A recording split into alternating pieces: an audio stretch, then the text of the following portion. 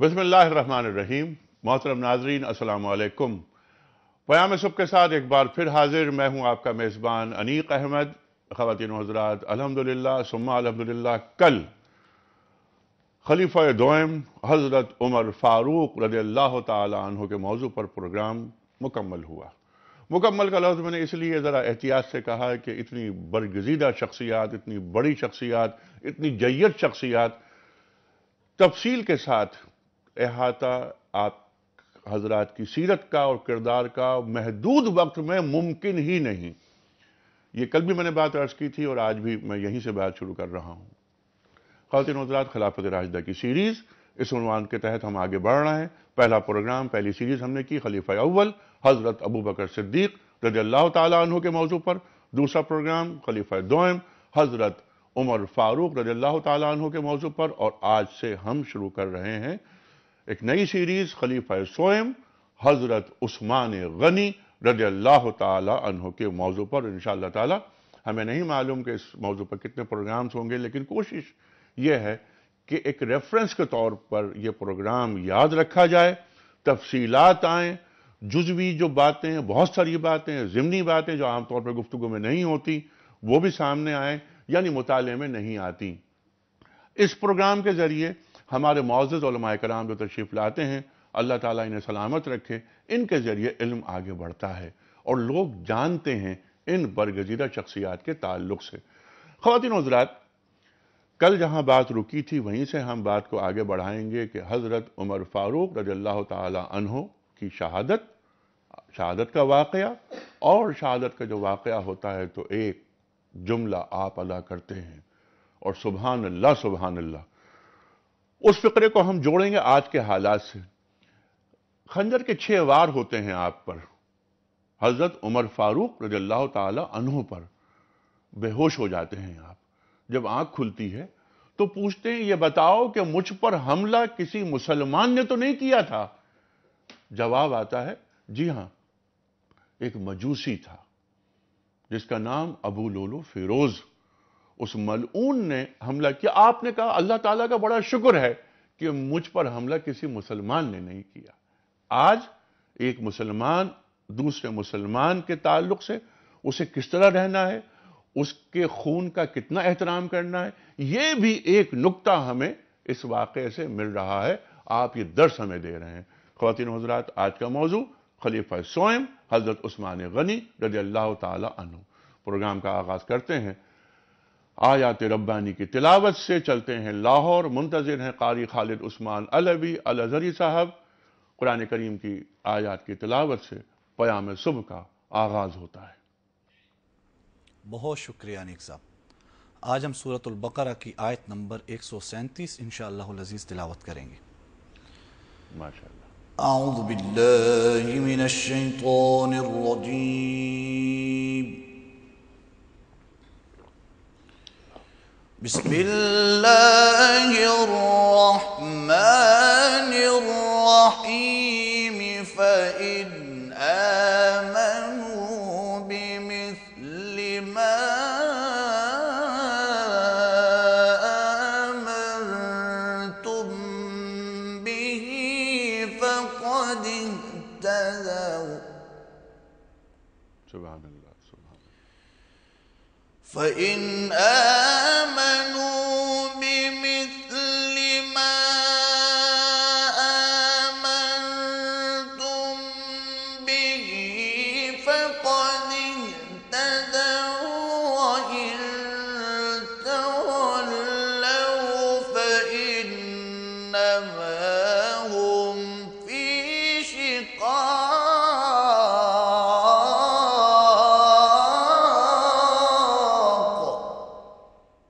अल्लाह।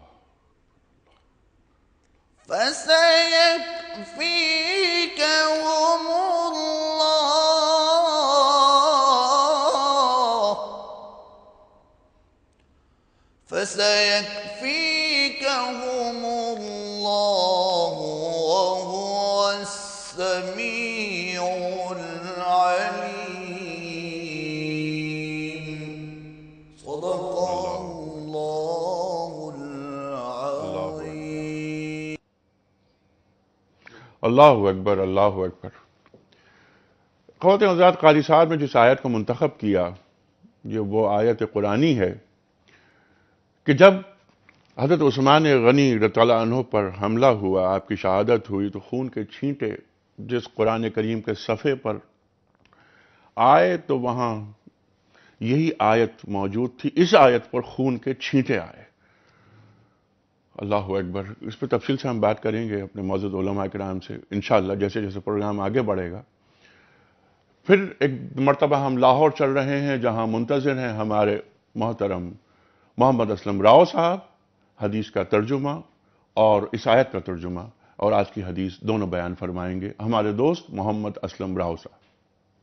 بہت شکریہ انیق صاحب، جزاک اللہ۔ شروع اللہ کے نام سے جو بڑا مہربان نہایت رحم والا ہے۔ تو اگر یہ لوگ بھی اسی طرح ایمان لے آئیں جس طرح تم ایمان لے آئے ہو تو ہدایت یاب ہو جائیں، اور اگر منہ پھیر لیں اور نہ مانیں تو وہ تمہارے مخالف ہیں، اور ان کے مقابلے میں تمہیں خدا کافی ہے، اور وہ سننے والا اور جاننے والا ہے۔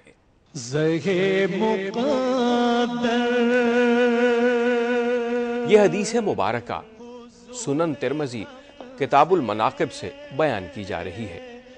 حضرت عبداللہ بن عمر رضی اللہ تعالی عنہ بیان کرتے ہیں کہ نبی کریم صلی اللہ علیہ وآلہ وسلم نے ایک فتنے کا ذکر کیا اور فرمایا کہ عثمان اس فتنے میں مظلوم قتل کیے جائیں گے۔ اللہ اکبر، اللہ اکبر۔ بہت شکریہ اسلم راؤ صاحب۔ خواتین و حضرات، میری خوش بختی کہ آج دنیا ٹیلی ویژن کے کراچی اسٹوڈیوز میں تشریف فرما ہیں گجرانوالہ سے تشریف لائے ہوئے ہمارے معزز مہمان محترم علامہ زاہد الراشدی صاحب۔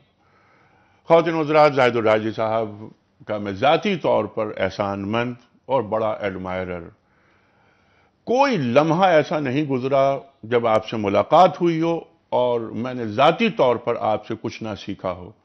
اللہ تعالیٰ آپ کو سلامت رکھے۔ ایسے علماء کی ضرورت ہے ہمارے ملک کو، ہماری ملت کو۔ راجی صاحب، میں آپ کو خوش آمدید کہتا ہوں۔ بہت آپ کے ساتھ تشریف فرمائے ہمارے ملک کے ایک اور جید عالم، ممتاز، مقبول اور محبوب نام محترم حافظ محمد سلفی صاحب۔ دونوں مہمانوں کو خوش آمدید کہتا ہوا اس سے پہلے کہ میں بات رکھوں پہلی علامہ صاحب کے سامنے کوئی اس کمپٹیشن، کل کے سوال کا درست جواب اور آج کا سوال۔ کل ہم نے سوال یہ رکھا تھا کہ ہجرت کی رات نبی کریم صلی اللہ علیہ وآلہ وسلم کے بستر پر کون سے صحابی لیٹے؟ صحیح جواب حضرت علی کرم اللہ وجہہ۔ اور کیا فرمایا حضرت علی کرم اللہ وجہہ نے کہ ایسی میٹھی نیند مجھے کبھی میسر نہیں آئی، مجھے ایسی میٹھی نیند کبھی نہیں ملی۔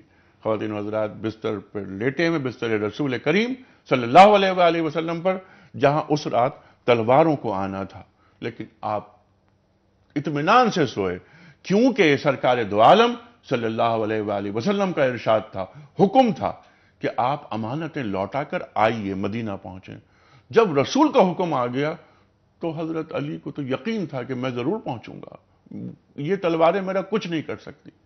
خواتین و حضرات، آج کا سوال نوٹ فرما لیجئے۔ نبی کریم صلی اللہ علیہ وآلہ وسلم کے مدینہ ہجرت کے بعد حضرت علی کرم اللہ وجہہ کتنے روز مکے میں ٹھہرے؟ 3 دن، 5 دن یا 7 دن؟ صحیح جواب روانہ فرمانے کے لیے ہمارے فون نمبرز ہیں 02134527009، 02134528061۔ اگر آپ ای میل کرنا چاہیں تو ہمارا ای میل ایڈریس ہے ps@duniatv.tv، ہمارا SMS کا نمبر ہے 3031۔ پروگرام کا آغاز ہم کریں گے محترم علامہ زاہد الراشدی صاحب سے۔ راجی صاحب، خلافت راشدہ کی سیریز یہ جاری ہے اور الحمدللہ ثم الحمدللہ آج ہم خلیفہ سوئم حضرت عثمان غنی کے تعلق سے پروگرام شروع کر رہے ہیں رضی اللہ تعالی عنہ۔ کل جب پروگرام رکا تھا جہاں پر ہم چاہتے ہیں وہیں سے بات آگے بڑھے، آپ کی شہادت ہو رہی ہے، خنجر کے وار ہو چکے ہیں۔ جو میں نے آغاز میں تعارفی کلمات پہ کچھ بات عرض کرنے کی کوشش کی، آپ فرماتے ہیں خدا کا شکر ہے کہ یہ وار مجھ پہ کسی مسلمان نے نہیں کیا، تو ایک مسلمان کی جان اور مال کی حفاظت جو ہمارا دین ہمیں تبلیغ کر رہا ہے اس کے تعلق سے کچھ فرمائیے اور یہ واقعہ۔ الحمدللہ رب العالمین والصلاة والسلام علی سید المرسلین وعلی آلہ واصحابہ واتباعہ اجمعین۔ علی بھائی میں آپ کا شکر گزار ہوں 3 حوالوں سے۔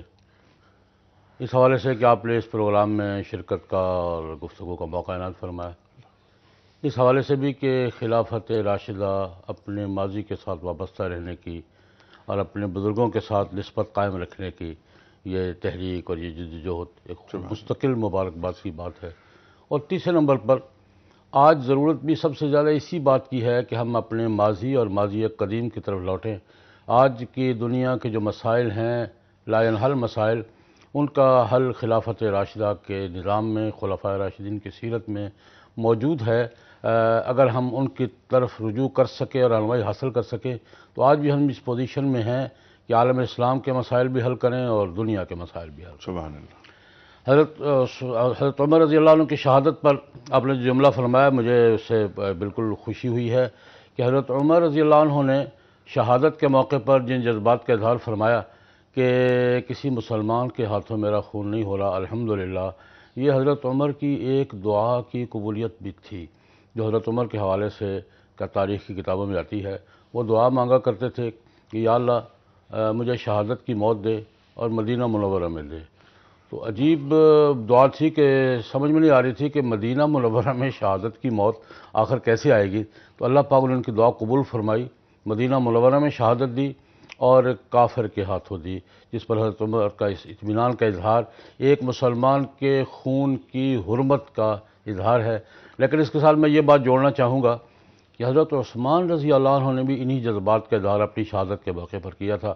جب محاصرہ کیا ہوا تھا لوگوں نے، محاصرہ کرنے والے مسلمان ہی کہلاتے تھے، مسلمان ہی تھے، حضرت عثمان سے یہ درخواست کی گئی، بڑے بڑے صحابہ نے درخواست کی کہ آپ لا اینڈ آرڈر کی قوت استعمال کریں اور ہمیں اجازت دیں کہ ہم فرمایا نہ، میں مدینہ منورہ میں خون ریزی نہیں چاہتا اور میں کسی مسلمان پر تلوار نہیں اٹھانا چاہتا۔ حضرت عثمان کے جذبات بھی شہادت کے وقت یہی تھے۔ لیکن میں ایک اور بات کی طرف توجہ دلانا چاہوں گا، خلافت راشدہ، خلافت، حضرت عمر، حضرت عثمان، میں یہ جو تاریخی لمحہ ہے جس کو ٹرانسفر آف پاور کہتے ہیں، یہ کیسے ہوئی ہے، تو میں حضرت عمر رضی اللہ عنہ کی شہادت سے پہلے ان کے آخری خطبے کی طرف توجہ دلانا چاہوں گا۔ بخاری شریف میں بڑی تفصیل سے یہ واقعہ مذکور ہے، لیکن میں خلاصہ عرض کروں گا کہ حضرت عمر رضی اللہ عنہ کو یہ پتہ چلا کہ کچھ لوگوں نے یہ آپس میں مشورہ کیا ہے کہ وہ حضرت عمر اگر فوت ہو گئے تو وہ اپنے طور پر ایک پلاننگ کر کے فلاں صاحب کو خلیفہ بنا کے اعلان کر دیں گے۔ تو حضرت عمر نے اس کا سختی سے نوٹس لیا اور اپنے آخری خطبے میں مدینہ منورہ میں مسجد نبوی میں بطور خاص موضوع بنا کر اس پہ گفتگو کی کہ نہیں بھائی، یہ مسلمانوں کا کام ہے کہ وہ کس کو خلیفہ بناتے ہیں۔ اور یہ جملہ ارشاد فرمایا، مجھے پتہ چلا ہے کہ کچھ لوگ ایسے کہتے ہیں کہ وہ آپس میں پلاننگ کر کے فلاں صاحب کو کس طریقے خلیفہ بنوا لیں گے، وما یریدون ان یغصبوا امورہم، یہ عوام کا حق غصب کرنا چاہتے ہیں۔ یہ فیصلہ کرنا عوام کا کام ہے کہ خلیفہ کون ہوگا۔ ایک تو میں یہ حضرت عمر کا آخری خطبہ یہ ہے، اور یہ ہمارے نظام خلافت کا ایک اہم پہلو کا وضاحت ہے۔ دوسری بات میں یہ کہنا چاہوں گا کہ عام طور پہ یہ کہا جاتا ہے اور یہ ہے بھی کہ حضرت عمر رضی اللہ عنہ نے 6 آدمی مقرر کیے تھے، ان میں سے کسی کو خلیفہ منتخب کر لیا جائے، لیکن میں یہ چاہوں گا کہ ایک 7واں آدمی بھی تھا۔ اچھا، ایک 7واں آدمی بھی تھا جس کو حضرت عمر نے ساتھ شامل کیا تھا اور یہ کہہ کے کیا تھا کہ مشورے میں شریک ہوگا لیکن خلافت کا کینڈیڈیٹ نہیں ہوگا۔ اچھا، تو 6 افراد جو تھے پہلے ان کے نام میں یہاں بیان کر دیتا ہوں۔ جی، حضرت علی، حضرت عثمان، حضرت طلحہ، حضرت زبیر، حضرت عبد الرحمن بن عوف اور حضرت سعد بن ابی وقاص۔ یہ 6 آدمی تو حضرت عمر نے نامزد کیے۔ 7واں آدمی نامزد کیا اپنا بیٹا عبداللہ بن عمر، کہا کہ یہ مشورے میں شریک ہوگا، خلیفہ نہیں بنے گا، خلافت نہیں ہوگی۔ جی، یہ بہت بڑا اہم پوائنٹ ہے ہمارے خلافت کے نظام میں کہ چونکہ بیٹا تھا اس لیے کہا کہ یہ خلیفہ نہیں بنے گا، مشورے میں شریک ہوگا۔ ایک اور بات میں ساتھ شامل کرنا چاہوں گا کہ اس خلیفہ کے انتخاب میں عبد الرحمن بن عوف رضی اللہ عنہ نے بنیادی کردار ادا کیا ہے، اور عبد الرحمن بن عوف، یہ بھی بخاری کی تفصیلی روایت ہے، حضرت عبد الرحمن بن عوف کہتے ہیں کہ میں نے مدینہ منورہ میں اس وقت سارے ملک سے سرکردہ حضرات آئے ہوئے تھے، حج کر کے مدینہ منورہ واپس آئے تھے، کمانڈر بھی تھے، سردار بھی تھے، ایک منتخب آبادی موجود تھی مدینہ منورہ میں۔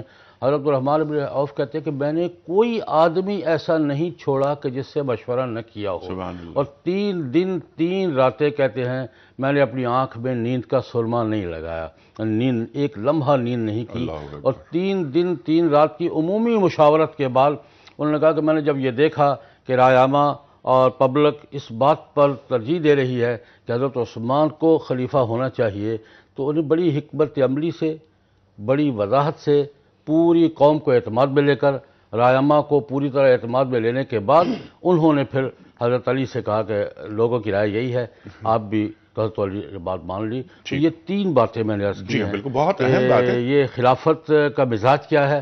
یہ صرف اتنی بات نہیں ہے کہ 6 آدمی بنائے تھے، 6 آدمی آپ نے بنا لیا، ایسا نہیں۔ اس کے پیچھے پبلک وَأَمْرُهُمْ شُورَىٰ ہے، رائے عامہ بَيْنَهُمْ۔ ہے، اس کے پیچھے عوام کی قوت ہے، اور یہ خلافت کا مزاج۔ بہت ہی خوبصورتی سے وضاحت فرما دی علامہ صاحب نے۔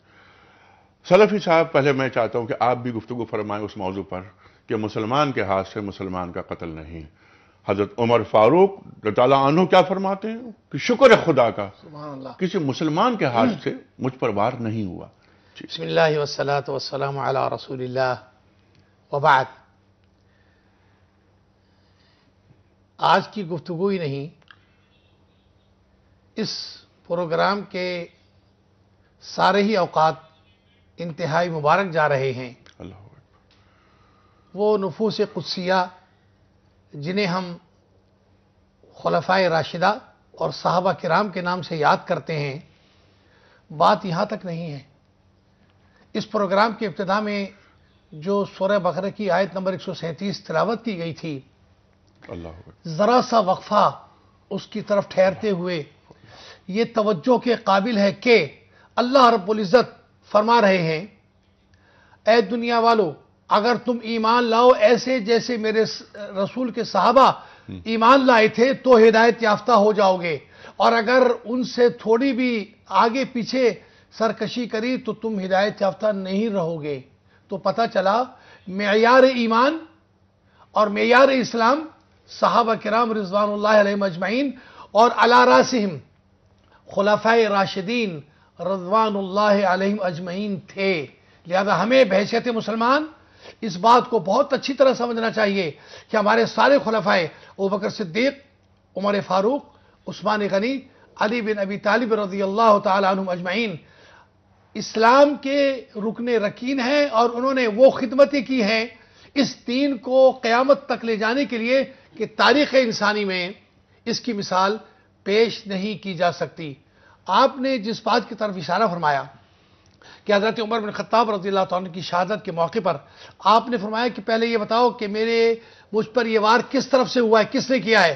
تو بتایا گیا کہ مجوسی ابو لولو یوسف کہا مسلمان الحمدللہ، آپ کے الفاظ تھے کہ میں اللہ کا شکر ادا کرتا ہوں کہ کسی مسلمان کے ہاتھ سے میری شہادت نہیں ہوئی۔ تو پتہ چلا کہ عمر بن خطاب رضی اللہ تعالی عنہ کہ عدل و انصاف اور آپ کے وقفہ خلافت میں وہ کچھ کارگزاری نصیب ہوئی تھی کہ جس سے سارے مسلمان مطمئن تھے، ٹھیک۔ اور اگر کوئی حادثہ ہوا ہے تو غیر مسلم کے ہاتھ سے ہوا ہے، جو کہ حضرت عمر بن خطاب رضی اللہ تعالیٰ عنہ کو یہ کہنے کا موقع نصیب ہوا ہے۔ اور جیسا کہ علامہ صاحب نے اشارہ فرمایا کہ یہ تو حضرت عمر رضی اللہ تعالیٰ عنہ کی تمنا تھی کہ مولا مجھے شہادت نصیب ہو تیرے نبی کے شہر میں، اور تعجب ہوتا تھا کہ یہ کیسے ہوگا، شہادت تو ہوتے ہی کافر کے ہاتھ سے ہے۔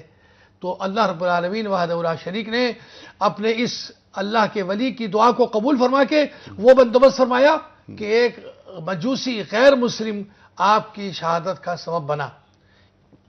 ان الفاظ کے ساتھ ہم جب حضرت عثمان بن عفان رضی اللہ تعالی عنہ کی خلافت اور امارت اور آپ کے دور کی طرف آئیں گے تو بڑا طولانی قصہ ہے، لیکن بنیادی بات جیسے کہ علامہ صاحب نے اشارہ فرمائی، یہ 6 افراد کے مجموعے کی کارگزاری کا نتیجہ نہیں تھا، بلکہ حضرت عبد الرحمن بن عوف رضی اللہ تعالیٰ امام ابی جعفر طحاوی رحمۃ اللہ علیہ نے بھی امام بخاری کی طرح اپنی کتاب شرح العقیدۃ الطحاویہ میں تفصیل سے اس واقعے کا ذکر کیا ہے کہ عبد الرحمن بن عوف کہتے ہیں کہ میں ہر ایک کے دروازے پر گیا، پوچھا اور دریافت کیا کہ خلیفہ رسول صلی اللہ علیہ وسلم بننے کے لیے حضرت علی حضرت عثمان میں سے تم کس کو ووٹ دیتے ہو؟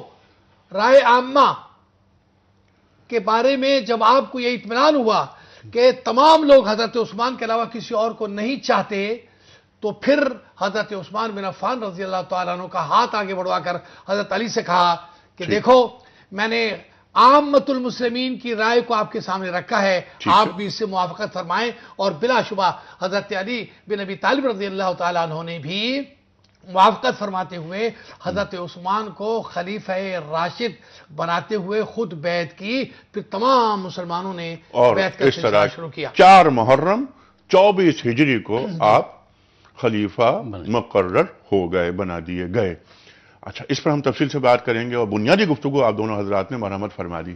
ذرا سا خاندانی پس منظر، نام، نسب، قبیلہ، آپ کا پیشہ، اس پر ذرا گفتگو فرمائیے کہ آپ کے والد، والدہ، نانی. جیسے آج جب اس پروگرام کی ہم تیاری کر رہے تھے تو میرے لیے بہت ہی میرے علم میں یہ بات نہیں تھی کہ آپ کی نانی ام الحکیم اور سرکار دو عالم صلی اللہ علیہ وسلم کے والد حضرت عبداللہ سگے بہن بھائی تھے، پھوپھی تھی، اور اس طرح پھوپھی ہوئی.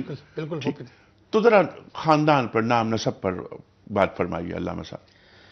حضرت عثمان رضی اللہ عنہ کا تعلق قریش کے بنو امیہ خاندان سے تھا. میں اس پہلو پہ بات کرنا چاہوں گا کہ بنو امیہ جاہلیت کے زمانے میں بھی جو ان کی آپس کی تقسیم تھی، اس میں سیاسی امور بنو امیہ ہی کے حوالے تھے، اور پرانے تجربہ کار لوگ تھے.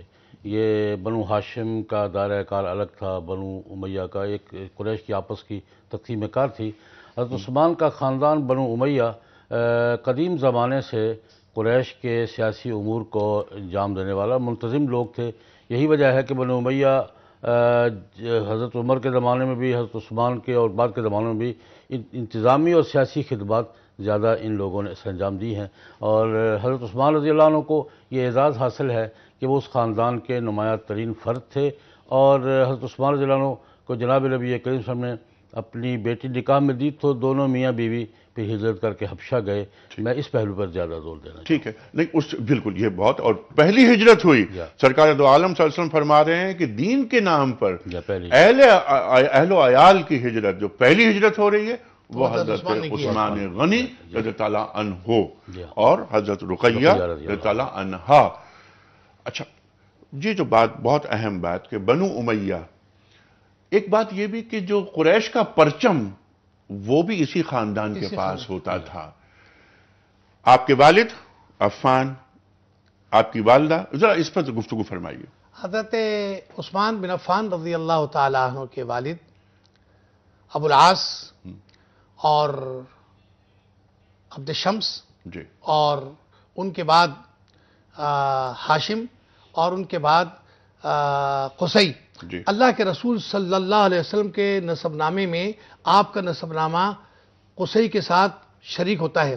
اسی طرح آپ کی والدہ محترمہ اروا بنت قریز، ان کا نسب نامہ بھی اللہ کے رسول صلی اللہ علیہ وسلم کے ساتھ جا کر ملتا ہے. بات یہ ہے کہ جیسا کہ ابھی اشارہ کیا گیا کہ بنو امیہ حرب الفرجار میں بھی جی، حضرت عثمان کے والد نے ہی کردار ادا کیا اور وہی جھنڈا لے کر نکلے تھے. اور دیگر صلح میں بھی حضرت عثمان رضی اللہ تعالیٰ عنہ کا بڑا کردار ہے، جیسا کہ بعد میں ہم ناظرین کو بتائیں گے کہ فتوحات اسلامیہ میں بھی حضرت عثمان رضی اللہ تعالیٰ عنہ کا کیا کردار ہے.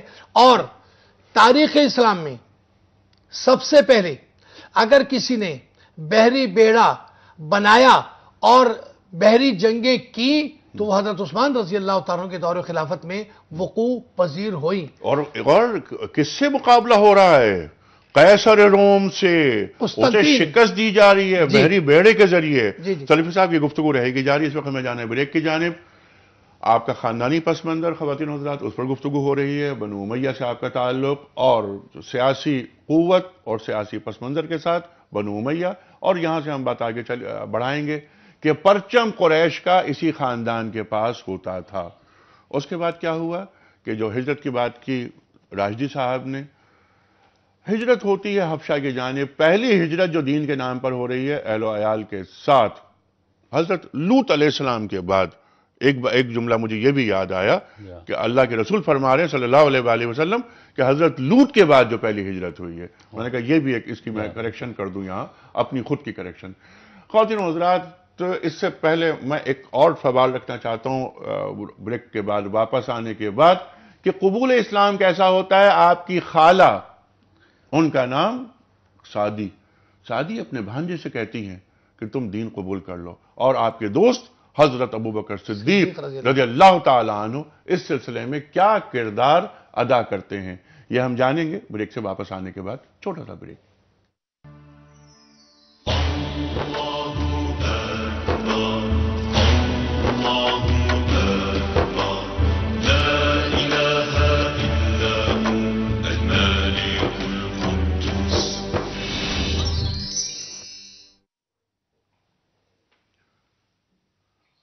ویلکم بیک خواتین و حضرات. پیام صبح میں ایک بار پھر خوش آمدید. تشریف فرما ہے محترم علامہ زاہد الراشدی صاحب، تشریف لائے ہیں گجرانوالہ سے. ہمارے ملک کا ایک جید نام، ایک میں کیا عرض کروں آپ کے تعلق سے. خواتین و حضرات، زاہد الراشدی صاحب اور آپ جیسے علماء کو اللہ تعالیٰ سلامت رکھے. خواتین و حضرات، گفتگو میں عہد کا لمس اور آج کے جو مسائل ہیں ان پر بھی بھرپور آپ کی نگاہ. صرف آپ مسئلہ بیان نہیں کرتے بلکہ مسئلے کا حل بھی بتاتے ہیں. آپ کے ساتھ تشریف فرما ہے محترم حافظ محمد سلفی صاحب، ایک اور بہت جانا مانا پہچانا ہوا نام. خواتین و حضرات، آج بات ہو رہی ہے خلیفہ سوئم حضرت عثمان غنی رضی اللہ تعالی عنہ کے حوالے سے، اور یہ اس سیریز کا پہلا پروگرام ہم پیش کر رہے ہیں. جہاں بات رکی تھی وہیں سے بات آگے بڑھے گی، لیکن پہلے کوئی اس کمپٹیشن کا کل پوچھا گیا جو سوال تھا اس کا صحیح جواب اور آج کا سوال. کل ہم نے آپ کے سامنے سوال یہ رکھا تھا کہ ہجرت کی رات نبی کریم صلی اللہ علیہ وآلہ وسلم کے بستر پر کون سے صحابی لیٹے؟ صحیح جواب حضرت علی کرم اللہ وجہ. خواتین و حضرات، آج کا سوال نوٹ فرما لیجئے.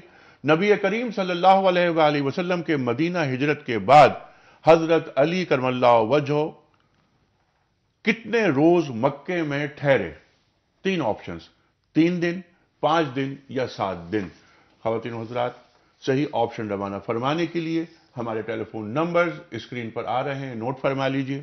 021345270009، 021345286061.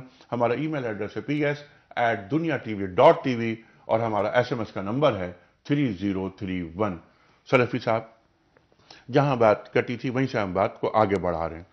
حضرت عثمان غنی رضی اللہ تعالی عنہ کا قبول اسلام، وہ کیا واقعہ، اس پر ارشاد فرمائی. حضرت عثمان بن عفان رضی اللہ تعالی عنہ کے اسلام کی تبلیغ کے بارے میں جو روایات وارد ہیں ان میں آپ کی خالہ کے کردار کے علاوہ سب سے بڑا کردار حضرت ابوبکر صدیق رضی اللہ تعالی عنہ کا تھا، کیونکہ وہ آپ کے دوست تھے. نہ صرف دوست تھے بلکہ تجارت میں شریک تھے، اور دونوں اپنی اپنی جگہ پر بڑے تاجر تھے اور معاشرے میں مانے ہوئے افراد تھے. لہذا ابوبکر صدیق رضی اللہ تعالی مسلسل آپ سے کوشش گزار کرتے رہتے تھے کہ اللہ کا سچا دین آ چکا ہے، عثمان تم پیچھے رہ گئے ہو. ایک بار اسی موضوع پر گفتگو ہو رہی تھی کہ روایت کے مطابق اللہ کے رسول صلی اللہ علیہ وسلم تشریف لاتے ہیں اور یہ دونوں حضرات بیٹھے ہوئے ہیں، تو آپ نے آتے ہی یہ فرمایا عثمان اللہ کی جنت کو قبول کر لو. اللہ اکبر، اللہ اکبر، اللہ. آپ کی زبان مبارک سے یہ نکلنا تھا کہ جنتی نے جنت کا مطالبہ قبول کرتے ہوئے فوراً کلمہ شہادت اشہد ان لا الہ الا اللہ واشہد ان محمد رسول اللہ پڑھ لیا اور مسلمان ہو گئے. سبحان اللہ، سبحان یہ اللہ. آپ کی جی بالکل. میں صرف یہ جو آپ نے بات فرمائی بہت اہم بات فرمائی، جو سرکار دو عالم صلی اللہ علیہ وسلم نے ارشاد فرمایا، 3 جملے میں یہاں پیش کرنا چاہ رہا ہوں، جس پہ 2 جملے تو آپ نے ادا کر دیے. آپ فرما رہے ہیں حضرت عثمان غنی تعالیٰ عنہ سے مخاطبت ہو رہی ہے، اے عثمان اللہ کی جنت قبول کر لو، میں تمہاری اور تمام خلق کی ہدایت کے لیے مبعوث ہوا ہوں. سبحان اللہ. آپ نے کلمہ شہادت پڑھا اور اسلام قبول کیا. آپ کی بات وہیں سے شروع ہوگی آگے. اچھا، اسلام قبول کر لیا، اس کے بعد اس وقت 35-36 افراد 35-36 نے اسلام قبول کیا تھا. جی بجا راجی صاحب پھر تکالیف مکہ مکرمہ کی، حالانکہ آپ جس طرح سلفی صاحب نے فرمایا بہت بڑے تاجر، لاکھوں درہم آپ کے پاس لٹا دیے دین کے لیے. آپ آگے چل کے بات کریں گے. ہم جو کنواں خریدا مسجد نبوی میں جب نمازیوں کی تعداد زیادہ ہونے لگی تو اس کی توسیع کے لیے برابر کی زمین خریدی گئی، وہ بھی حضرت عثمان غنی کے پیسوں سے خریدی گئی. اس پر آگے چلیں گے ہم. لیکن جب مسائل اور مصائب بہت بڑھے تو آپ حبشہ کی جانب ہجرت کرتے ہیں. ارشاد. جناب نبی کریم صلی اللہ علیہ وسلم کی دعوت کا عمل جب آگے بڑھا ہے تو مشرکین مکہ نے اور قوم نے مخالفت شروع کی، اور صرف مخالفت نہیں بلکہ اذیتوں کا ایک طویل سلسلہ ہے جس میں جو مستضعفین تھے وہ تو بہت زیادہ شکار ہوئے، بلال، عبداللہ بن مسعود اور عمار یاسر اور رضی اللہ تعالیٰ عنہ مجمعین. لیکن جو معاشرے کے سرکردہ افراد تھے وہ بھی مظلومیت میں کم نہیں تھے. حضرت عثمان رضی اللہ عنہ قریش کے بڑے افراد میں سے تھے اور بااثر افراد میں سے تھے اور خوشحال لوگوں میں سے تھے، لیکن اس کے باوجود انہیں اذیتوں کا سامنا کرنا پڑا، حتیٰ کہ جناب نبی کریم صلی اللہ علیہ وسلم سے انہوں نے اجازت لی اور حضور کے حکم پر یہ ہجرت کر کے گئے ہیں. اور ہجرت کر کے حبشہ جانے والوں میں حضرت عثمان رضی اللہ عنہ یہ جوڑا اور حضرت ابو سلمہ رضی اللہ تعالیٰ عنہ وہ میاں بیوی اور ام سلمہ رضی اللہ عنہ بعد میں ام المومنین بنی ہیں، اور حضرت جعفر طیار رضی اللہ تعالیٰ عنہ یہ نمایاں افراد تھے جن کو حبشہ ہجرت کر کے مکہ کے مظالم سے تنگ آ کر، اذیتوں سے تنگ آ کر حبشہ میں ہجرت کی. اور ان کو اسی وجہ سے ذو الہجرتین کہا جاتا ہے کہ یہ وہ قافلہ جو حبشہ گیا تھا ان کو یہ 2 ہجرتوں کا ثواب اللہ پاک نے عطا فرمایا، ذو الہجرتین کہا جاتا ہے. اور حبشہ میں ان کو پیچھا نہیں چھوڑا، پھر قریش نے حبشے میں بھی وفد بھیجا. عمرو بن العاص اس وقت مسلمان نہیں ہوئے تھے، وہ وفد لے کر گئے اور شاہ حبشہ سے انہوں نے شکایت کی کہ ہمارے کچھ بگوڑے ہیں، آپ ہمارے حوالے کریں. یہ بڑا تاریخی مقام ہے کہ شاہ حبشہ نے جب ان کو بلایا، جعفر طیار رضی اللہ عنہ فرماتے ہیں کہ ہم نے آپس میں مشورہ کیا کہ کیا کریں. تو یہ بہت سے مسائل زیر باس آئیں گے، جو ان کی عقائد مختلف ہیں، ہمارے عقائد مختلف ہیں. سوال یہ تھا کہ یہ حضرت عیسیٰ کو خدا کا بیٹا نہیں مانتے، یہ فلاں بات نہیں مانتے، فلاں بات نہیں مانتے. تو جعفر طیار رضی اللہ عنہ فرماتے ہیں کہ ہم نے آپس میں مشورہ کیا یا سچ بولیں گے کچھ بھی ہو جائے. ٹھیک. اور اللہ پاک نے سچ کا صلہ یہ دیا کہ شاہ حبشہ خود مسلمان ہو گئے اور ان کو وہاں سیاسی پناہ دی گئی اور ان کو تحفظ دیا گیا اور ایک عرصے تک وہاں رہے. یہ پہلی ہجرت تھی جو ان حضرات نے کی. اس کے بعد پھر دوسری ہجرت مدینہ منورہ کی ہوئی. جی ہاں، شاہ حبشہ یہ نجاشی جو مسلمان ہوئے، اور حضرت جعفر طیار رضی اللہ عنہ نے سورہ مریم کی آیات وہاں پر تلاوت کی کہ یہ ہے سورہ مریم اور یہ ہے آیات اور یہ ہے کلام خداوندی. اس پر شاہ حبشہ نے کہا، اس کی آنکھوں سے آنسو جاری تھے، اس نے کہا جو اس نے کہا ہے حضرت مریم کے بارے میں، حضرت عیسیٰ کے بارے میں، وہی سچ ہے. اور ایک تن کا اٹھا کر کہا کہ اس تن کے سے زیادہ نہیں. اللہ اکبر، اللہ اکبر. اللہ تعالیٰ جس سے دین کا کام لینا چاہتا ہے. مکہ مکرمہ سے باہر یہ پہلی دعوت تھی اور اس کا پہلا نتیجہ تھا. سبحان اللہ. کچھ کالز لیتے ہیں. السلام علیکم. وعلیکم السلام. جی سر فرمائیے. میں اٹک سے بول رہا ہوں جی، عبداللہ. جناب والا فرمائیے سر. ہاں جی حضرت، سب سے پہلے تو یہ کہ اللہ تعالیٰ آپ تمام حضرات کو جزائے خیر دے. آمین ثم آمین. کہ آپ نے یہ جو پروگرام کا سلسلہ شروع کیا ہے، اللہ قبول کرے. ایک چاند ہوتا ہے جی. میرا نبی پاک صلی اللہ علیہ وسلم ایک چاند تھے، اور یہ چاروں خلفائے راشدین ستارہ بھی مانند ہے. یہ پھر ان کے ستارے ہیں، اور ستاروں میں بھی پھر جو ہے آپس میں تفریق ہے کہ کچھ بڑے ستارے ہیں کچھ چھوٹے. یہ سب سے بڑے ستارے یہ چاروں خلفائے راشدین تھے. ان کے بعد پھر تبع تابعین یہ سب لوگ آتے ہیں پھر. اور آج کل جو ہمارے علماء حق ہیں وہ ان ستاروں کی مانند وہ بھی ہیں، وہ چھوٹوں ستاروں میں شامل ہیں. لیکن میں تو صرف اتنی ریکویسٹ کروں گا اپنے علماء سے کہ خدا را ان خلفائے راشدین کے متعلق جمعہ کے خطبات میں ضرور تعلیم دیا کریں، ضرور تعلیم دیا کریں، تاکہ ہمارے آج کے جو نئے بچے ہیں، آج کل نوجوان جو بچے ہیں وہ بے روی کا شکار ہے. اور آپ کی وجہ سے دونوں علماء آپ کے اس رائے کی تائید کرتے ہیں. دونوں علماء. اب بہت اچھی کال کیا آپ نے، یہ بہت اچھی بات، یہ ہے مثبت انداز. اور اگلی کال لیتے ہیں. السلام علیکم. وعلیکم السلام. جناب والا. یہ حضرت عمر رضی اللہ عنہ کی شہادت کے بارے میں آپ نے بتایا. جی جی. یہ آج کے دوست آپ نے جوڑا کہ مسلمان کو قتل کر رہا ہے ہمارے ملک میں نا. جی. تو ابھی ہم جنرلی دیکھتے تو منافق کی ساری نشانیاں ہمارے عام مسلمان میں موجود ہیں نا، جھوٹ بولنا، وعدہ خلافی کرنا، امانت میں خیانت کرنا. جی، اور جب کوئی جھگڑا ہو جائے تو گالم گلوچ پہ اتر جانا. قتل جو کر رہا ہے بندہ، جی، وہ مطلب جب ایک عام آدمی جو عام مسلمان جو نمازی بھی ہے سب کچھ ہے لیکن منافق کی نشانیاں ہیں، جو قتل کر رہا ہے تو وہ پھر کیسا ہوگا؟ منافق سے بھی آگے نکل گیا وہ تو پھر. جی، جو مسلمان کا خون بہا رہا ہے وہ یقیناً، میں اس پر بات کرواؤں گا. سلفی صاحب آپ اس پر بات کیجئے گا. یہ جو سوال بہت اہم سوال ہے، جو بات قتل یہ کر رہا ہے کہ مسلمان کو. قرآن کا فیصلہ قیامت تک کے لیے جاری وساری ہے ٹھیک. کہ ومن قتل نفسا متعمدا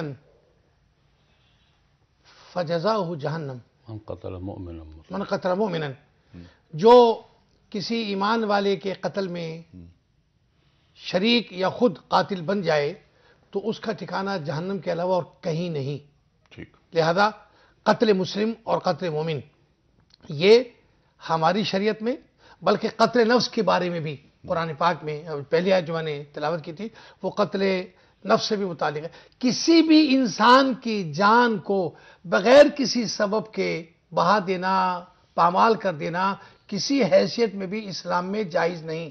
لہذا ہمیں بحیثیت مسلمان، اور یہ حدیث آپ کو سنا دوں کہ اللہ کے رسول صلی اللہ علیہ وسلم کے ارشاد گرامی کہ قیامت میں سب سے پہلے دو باتوں کا سوال ہوگا. ایک، نفس، کسی کا خون تو نہیں بہایا؟ اگر خون بہا ہے تو اس کو کسی طرح بھی نجات کی کوئی امید نہیں، مغفرت کی کوئی، اللہ کی طرف سے. اللہ رب العالمین نے یہ طے فرما دیا ہے کہ توحید میں نقص آ جانے یعنی شرک ارتکاب کے بعد اگر کسی چیز کی قیمت ہے اللہ کے نزدیک بھی تو نفس انسانی کی ہے. جی، لہذا کسی کی نفس جان ناحق جی ہاں. ختم کر دینا یہ نہ صرف ہمارے دین میں بلکہ تمام انبیاء کے ادیان میں، اور اللہ رب العالمین وحدہ لا شریک کے یوم قیامت حساب و کتاب میں فرمایا جائے گا کہ پوچھا جائے گا سب سے پہلے شرک کا ارتکاب تو نہیں، ٹھیک. خون تو کسی نے بہایا، کہا اب اس کی مغفرت کی گنجائش باقی ہے، بیلنس کر کے اور دیگر شفاعتیں کروا کے اس کو بخش دیا جائے گا کلمہ لا الہ الا اللہ کی وجہ سے. لیکن اگر کلمہ لا الہ الا اللہ پڑھنے والے نے نعوذ باللہ شرک کا ارتکاب کیا ہے اور معافی نہیں مانگی ہے اور کسی کا خون بہایا ہے تو اللہ کے نزدیک اس کی مغفرت کی کوئی گنجائش نہیں. ٹھیک ہے. بھائی میں اس حوالے سے ایک بات کہنا چاہوں گا. جناب میرے بھائی نے بہت اچھی بات کی، منافق کی بات کی. میں ایک پہلو پر توجہ دلانا چاہوں گا کہ آج جس نفاق کی یہ بات، یہ نفاق عملی ہے. جی، یہ جو کبائر کا ارتکاب یہ نفاق عملی ہے. لیکن جناب نبی کریم صلی اللہ علیہ وسلم کے زمانے میں جو نفاق تھا وہ تو نفاق ایمانی تھا، عبداللہ بن ابی وغیرہ، اور جن کے نفاق ایمانی پر، جن کو کفر پر قرآن پاک بھی گواہی دیتا ہے کہ وہ مومن نہیں تھے، جی ہاں. نفاق ایمانی تھا ان کا. ان کے قتل کی اجازت چاہی تھی جناب نبی کریم صلی اللہ علیہ وسلم سے. حضرت عمر نے اور دوسرے صحابہ نے، حضور نے انکار فرما دیا کہ نہیں. کس لیے انکار فرمایا؟ فرمایا لوگ یہ کہیں گے کہ یہ کلمہ پڑھنے والوں کو بھی قتل کرتے ہیں. اس عموم میں فرمایا کہ نہیں، میں اس کے قتل کی اجازت نہیں دیتا. جب نفاق ایمانی کے قتل کی اجازت نہیں ہے، حضور نے اس پبلک تاثر کی وجہ سے کہ لوگ کیا کہیں گے، کہ لوگ کہیں گے کہ اپنے ساتھیوں کو بھی قتل کرتے ہیں، اس کی اجازت نہیں دی. تو میرے خیال میں ہمیں آج بھی اس تناظر میں اس مسئلے کو دیکھنا چاہیے. اور اس اپنی ترجیحات میں ان چیزوں کو نہیں رکھنی چاہیے. آپ کی بات سے جو بات فوراً ذہن میں آتی ہے، احد کا موقع، جنگ کا موقع، اس وقت ایک ایک انسان کتنا اہم ہوتا ہے، قیمتی ہوتا ہے. عبداللہ بن ابی منافقوں کا سردار 300 افراد کو لے کے الگ ہو جاتا ہے.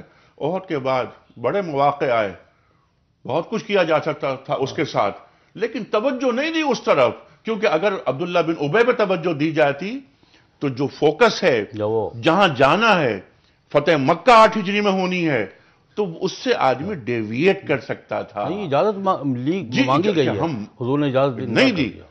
عبداللہ بن ابی جب مدینے میں داخل ہونے پر روکتا ہے سرکار دو عالم صلی اللہ علیہ وسلم کو، یہ فرماتا وہ جو بات کہتا ہے، بکواس کرتا ہے کہ مدینے میں صرف عزت والا داخل ہوگا، تو اس کا بیٹا ہی جا کے روکتا ہے اسے، اور وہ کہتا ہے جو عزت والا ہوگا وہی اندر آئے گا.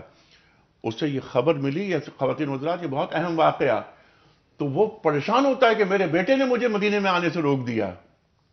سرکار دو عالم صلی اللہ علیہ وسلم فرماتے ہیں بیٹے سے کہ بیٹے آنے دو عبداللہ بن ابی کو. ایسے ہی ہوا, بالکل ایسے ہی ہوا. تو یہ ہیں اخلاقی معیارات بھی. بدلہ اس انداز سے نہیں. قتل, حضرت عثمان غنی کیا فرما رہے ہیں صلی اللہ علیہ وسلم تعالیٰ عنہ, آپ کیا فرما رہے ہیں کہ تم مجھے کیوں قتل کرنا چاہتے ہو؟ قتل صرف 3 صورتوں میں ہے. اب کیا میں مرتد ہوا؟ نہیں ہوا. کیا میں نے رجم کا میں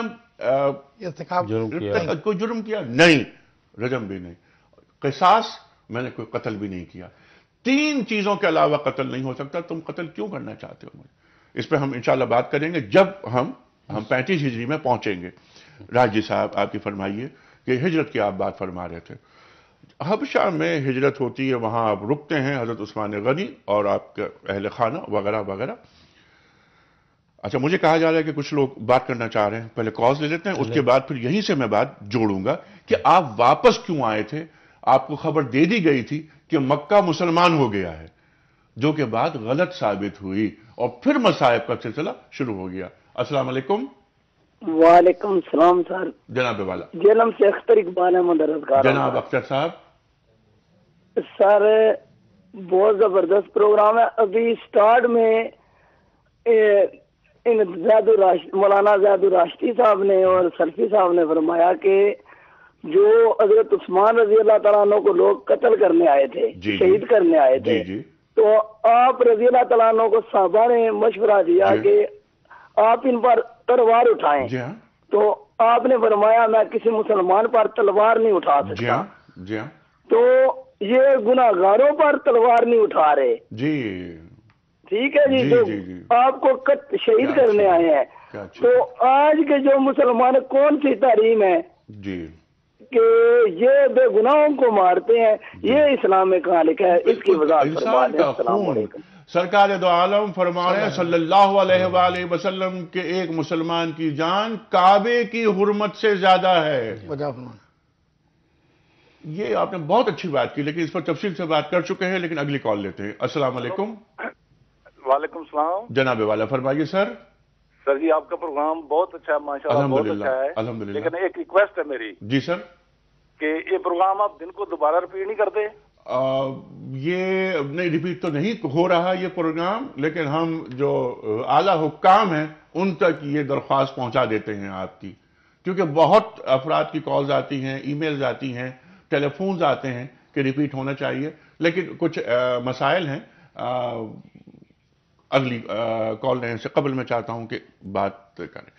راجی صاحب میں جو سوال کر رہا تھا آپ کی خدمت میں, وہ سوال یہ تھا کہ حبشہ کی طرف ہجرت ہو گئی, وہاں رہے, واپس آئے مکہ مکرمہ, اطلاع یہ ملی تھی کہ مکہ مسلمان ہو گیا. یہاں ذرا اس پر سے ذرا جوڑتے ہیں. اور آپ کی جو شادی حضرت رقیہ سے ہوئی رضی اللہ عنہا سے, وہ شادی کیسے ہوئی؟ اس سے پہلے حضرت رقیہ ابو لہب کی بہو تھی, ادبا سے طلاق کیوں دلوائی گئی؟ ارشاد. جناب نبی کریم صلی اللہ علیہ وسلم نے حضرت عثمان رضی اللہ عنہ کو یہ اعزاز بخشا. یہ ایک بات تو یہ ہے کہ حبشہ گئے تھے اور واپس آئے, یہ سن کر کے مکہ مسلمان ہو. یہاں سے ہجرت کا تصور ذہن میں آتا ہے کہ ہجرت کیوں ہوتی ہے, کہ جب مسلمان اپنے دینی شاعر پر, اپنے عقیدے پر کہ اس معاشرے میں قائم نہ رہ سکے تو وہ علاقہ چھوڑ کر دوسرے علاقے میں جائے. مقدم دین ہے, ایمان ہے, اپنے دین کے شاعر ہیں. ہجرت کے فلسفے میں یہ ہے کہ مسلمان ایک سوسائٹی میں اگر ایمان پر, عقیدے پر, اپنے شاعر پہ قائم نہیں رہ سکتا تو اس جگہ رہنا ضروری نہیں ہے اس کا, وہ دوسری جگہ جائے. جو اس لیے جب پتہ چلا کہ وقع والے تو ٹھیک ہو گئے ہیں سارے, تو حضرت عثمان واپس آئے. جناب نبی کریم صلی اللہ علیہ وسلم نے حضرت عثمان کو یہ اعزاز اس حوالے سے بھی بخشا کہ وہ اس کے مستحق تھے, اور اس حوالے سے بھی کہ انہیں جو تکلیف اٹھانی پڑی تھی حضور نے اس کی حوصلہ افزائی کے لیے اور ان کے اعزاز کے لیے اپنی بیٹی ان کے نکاح میں دی. ایک دی, پھر دوسری دی, اور دوسری کے بعد جب حضرت ام کلثوم فوت ہوئی ہیں سن 9 ہجری میں, تو حضور نے فرمایا کہ عثمان اگر تیسری بھی ہوتی تو میں تمہیں نکاح میں دیتا. یہ حضرت عثمان کو حضور نے ذی النورین کا اعزاز بخشا اور ان کے نکاح میں دی, تاکہ بنو امیہ اور بنو ہاشم کے جو تعلقات ہیں وہ تعلقات اثر نو پھر استوار ہوں, اور حضرت عثمان رضی اللہ عنہ کو اللہ پاک کے ہاں یہ اور مومنین کے ہاں یہ اعزاز حضور نے عطا فرمایا. ٹھیک ہے. یہ بہت اہم بات ذوالنورین کے حوالے سے گفتگو ہے. ابو لہب تکلیف پہنچانا چاہتا تھا تو بہو حضرت رقیہ جو بعد میں آپ کا نکاح ہوا عثمان سے، بیٹے سے کہا کہ طلاق دے دو اس کو. سلفی صاحب. بلا شبہ اس واقعے سے ہم یہ درس حاصل کرتے ہیں کہ دشمنان اسلام اہل اسلام کو ذہنی اور بدنی، مالی اور سیاسی ہر حیثیت سے تکلیف پہنچانا چاہتے ہیں، لیکن مومن مسلمان اپنی ہر اس قیمتی چیز کو جو انسانی زندگی میں قیمت کے حامل ہوتی ہے اس کو قربان کر دینے اور برداشت کر دینے کے لیے ہمیشہ تیار رہتا ہے. سبحان اللہ. تو اللہ کے رسول صلی اللہ علیہ وسلم کو یہ تکلیف نعوذ باللہ پہنچانے کی کوشش کی گئی کہ لو تمہاری بیٹی کو ہم طلاق دیتے ہیں، یہ مطلقہ ہو گئی، بے شوہر کی ہو گئی. آپ نے برداشت فرمایا اور پھر حضرت عثمان رضی اللہ تعالیٰ سے حضرت رقیہ کی شادی فرما دی. پتہ یہ چلا کہ دین کی ترویج میں، راہ خدا میں مومن مسلمان کسی بھی حیثیت میں اور کسی بھی قیمتی چیز کو قربان کرنے کے لیے ہمیشہ تیار رہتا ہے. یہی بات حضرت ابراہیم علیہ السلام کے واقعے میں بھی قرآن پاک میں کہ بیٹے کی قربانی مطلوب ہوئی، کہا یا اللہ تیار ہوں. اسی طرح تمام انبیاء کی تاریخ اٹھائیے، پتہ چلے گا کہ اگر اللہ کی رضا کے لیے کوئی مقام حاصل کرنے کا دماغ میں سودا ہو تو انسان کو اپنی اعلیٰ ترین صلاحیت، پیسہ، اولاد، کرسی، سیاست، ہر چیز کو قربان کر دینے کے لیے تیار رہنا چاہیے.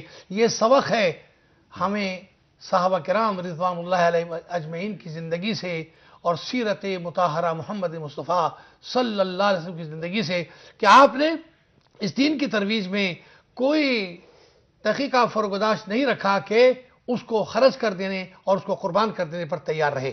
سبحان اللہ. اس کا ایک پہلو یہ بھی ہے بحث جی کہ ابو لہب نے اپنے بیٹے سے طلاق دلوائی حضور کو اذیت پہنچانے کے لیے، لیکن حضرت عثمان جو مکے کے شرفاء میں تھے اور ابو لہب کے خاندان کے برابر کے لوگوں میں تھے، انہوں نے آگے بڑھ کر کہا کہ یہ نہیں تو اس سے بہتر رشتہ حاضر ہے، اور میں اس یعنی وہ جو ایک توہین کا پہلو پیدا ہوتا تھا اس کو حضرت عثمان نے خود اپنی پیشکش کے ساتھ کور کیا اور حضرت رقیہ کے ساتھ نکاح کر کے دنیا کو بتایا کہ یہ ابو لہب کا یہ اقدام اس کے کسی فائدے میں نہیں آیا. ٹھیک ہے. اور اس کے ساتھ ساتھ اس بات سے، آپ کی بات سے ایک اور بات جو ذہن میں آتی جو آپ نے بھی فرمائی، آپ سے مراد حضرت عثمان غنی تعالیٰ عنہ نے، کہ خاندان رسالت سے ایک تعلق جب حضرت رقیہ کا انتقال ہوتا ہے غزوہ بدر کے فوری بعد، تو آپ کو یہ قلق، بار بار قلق اس بات کا کہ میرا تعلق جو خاندان نبوت سے تھا وہ ٹوٹ گیا.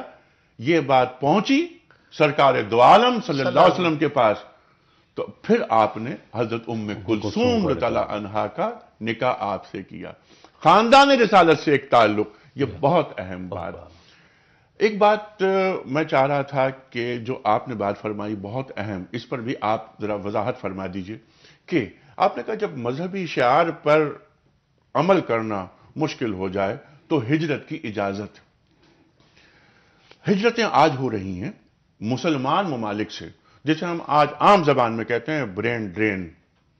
ہمارے بچے، ہماری بچیاں، بڑے بڑے ذہن، ہم ان پہ پیسے خرچ کرتے ہیں، انہیں doctor, engineer, I T expert وغیرہ بناتے ہیں، پھر وہ پاکستان چھوڑ دیتے ہیں. بہتر معیشت کے لیے کیا کسی مسلمان ریاست سے کسی مسلمان فرد کو صرف اپنی معیشت کو بہتر بنانے کے لیے مستقل بنیاد پر ہجرت کی اجازت دین دیتا ہے؟ ہجرت کے لفظ حضور نے اس کے لیے بھی ہجرت کا لفظ ہی بولا ہے لیکن لغوی طور پر کہ دنیا کے لیے، رشتے کے لیے. فرمایا ہجرتیں تین ہیں. ایک آدمی ہجرت کرتا ہے دنیا کے کمانے کے لیے، ایک آدمی ہجرت کرتا ہے رشتے کی تلاش میں، ایک آدمی ہجرت کرتا ہے اللہ رسول کی رضا کے لیے. فرمایا اصل ہجرت تو یہ تیسری ہے. لیکن جو سوال آپ نے اٹھا بہت اہم سوال ہے. میں یہ عرض کرنا چاہوں گا کہ جب ایک ملک سے، ایک اسلامی ریاست سے ذہن کا انخلا ہو رہا ہو، ذہانت کا انخلا ہو رہا ہو، تو ریاست کا حق حاصل ہے کہ وہ اس پر قدغن لگائے. نہیں، ریاست کا حق نہیں، دین کا کیا حق ہے؟ دین کا تقاضا بھی ہے. دین کا تقاضا یہ ہے. ریاست بھی دینی کے تقاضے کے حوالے سے کرے گی بات. لیکن میں دونوں پہلو یہ توازن قائم رکھنا ضرور چاہوں گا کہ ریاست اور دین کا تقاضا یہ بھی ہے کہ جو ذہانت ملک میں پیدا ہو رہی ہے ملک کے اندر اس کے کھپنے کی معقول بندوبست ہو. اس کے جو ہجرت کے اسباب ہیں نا ترک وطن کے، ایک ہے لالچ، ایک ہے مجبوری. میرے خیال میں یہ دونوں ہماری ذمہ داریاں ہیں کہ ذہانت کو ملک کے اندر رکھنے کے جو تقاضے ہیں وہ پورے کریں اور ذہانت کو منتقل ہونے سے روکیں بھی. ٹھیک ہے. اگر نہیں ہو رہے جیسے آج کے حالات ہیں، ہمارے بہترین ذہن مجبور ہو گئے ہیں، اور پھر لا اینڈ آرڈر بہت بڑی بات ہے کہ مجھے گولی لگ جائے گی کسی بھی وقت میں، کس ماحول میں، اور جو آپ بات فرما رہے ہیں کھپت نہیں ہو رہا، ممکن نہیں ہے آج کے حالات میں، لیکن انشاءاللہ آنے والا کل بہت اچھا ہے. لیکن اب جب تک کہ ایسے سازگار حالات پیدا نہیں ہو رہے اس وقت تک کیا عارضی ہجرت ہو سکتی ہے بہتر معیشت کے قیام کے لیے؟ میرے خیال میں فرد کو اپنی معیشت سے بہتر ملک کی معیشت کو ترجیح دینی چاہیے. یہی جواب آپ کا؟ آپ کی بات اس نوعیت سے بہت ہی اہم ہے، اور اس میں دو پہلو ہیں. ایک پہلو پر گفتگو ہو رہی ہے، دوسرا پہلو تھوڑا سا تشنا ہے، اور وہ یہ مسلمان کو اپنے دین سے بڑھ کر کسی اور چیز کو اہمیت نہیں دینی چاہیے. اس کے نتیجے میں کسی کو کسی بھی وجہ سے اسلامی ملک سے غیر اسلامی ملک کی طرف ہجرت کرنے کی شرعی اجازت نہیں. شرعی اجازت نہیں. لیکن ٹھیک، اگر جیسے کہ بھی دوسرے پہلو پر آپ نے اشارہ فرمایا، عارضی طور پر حالات کی مجبوری کی وجہ سے اگر کوئی نقل مکانی کرتا ہے جسے آپ ہجرت کا نام دیتے ہیں، تو وہ اس طور پر مشروط ہو کہ جیسے ہی حالات بہتر ہوں گے میں دار اسلام میں واپس آ جاؤں گا. ایک بات یہ اس لیے کہ میں مسلمان ہوں، مجھے اپنے ایمان اور اسلام کو بچانے کے لیے یہ نقل مکانی کرنی پڑ رہی ہے، وگرنہ میں پیسے کے لالچ میں، اسٹیٹس کے لالچ میں، اچھی معیشت کے لالچ میں ہرگز بھی اپنے دین، ایمان اور اسلامی ریاست کو واپس آؤں نہیں کروں گا. واپس آؤں گا اور دارالاسلام واپس آؤں گا، اور دارالکفر میں جب تک موجود ہوں عارضی طور پر، تو میں کیا کروں گا کہ میں دین کا نمائندہ بن کر وہاں اپنے اخلاق و کردار سے دین کی ترویج کروں گا. یہ دین کا تقاضا ہے. پروگرام کا وقت ختم ہو رہا ہے. میں چاہتا ہوں ایک پرچی نکال کر آپ راجی صاحب کو دے دیجئے. راجی صاحب اعلان کریں اس خوش نصیب کا کہ جس شخص نے صحیح جواب بتا کر کتابوں کا تحفہ کے مستحق ہوئے ہیں. یہ راجی صاحب کون ہیں وہ خوش نصیب؟ امین حسین کراچی سے. امین حسین صاحب کراچی سے. امین صاحب کتابوں کا تحفہ آپ کی خدمت میں ہم پیش کر رہے ہیں. پروگرام یہاں ختم ہو رہا ہے آج کا. کل جہاں بات کٹی ہے وہیں سے بات شروع ہوگی. ہم کل بہت اہم نکات پہ بات کریں گے اور بیت رضوان پہ یہ بات کریں گے کہ کب سرکار دو عالم صلی اللہ علیہ وآلہ وسلم اپنے دوسرے ہاتھ کو حضرت عثمان غنی رضی اللہ تعالیٰ عنہ کا ہاتھ قرار دیتے ہیں. کل تک کے لیے انیق احمد کو اجازت. خدا حافظ.